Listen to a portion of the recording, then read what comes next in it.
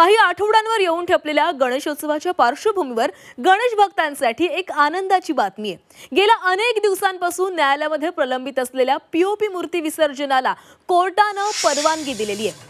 6 फुटांपर्यंतच्या मूर्ती कृत्रिम तलावामध्ये विसर्जित करता येणार असल्याचं मुंबई हायकोर्टाने म्हटलेलं आहे। 6 फुटांनंतरच्या गणेशाच्या मूर्ती या समुद्र, नदी आणि तलावात विसर्जित करता येणार आहेत, अशी माहिती वकिलांनी कोर्टामध्ये दिलेली आहे।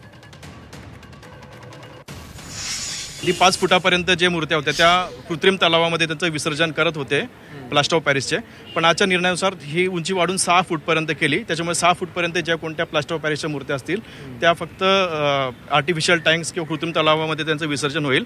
मात्र त्यावरील ज्या कोणत्या मूर्त्या असतील त्या नैसर्गिक स्रोत जसं समुद्र, नदी इत्यादी ठिकाणी त्यांचं विसर्जन कोर्टाने त्याला परवानगी दिली आहे।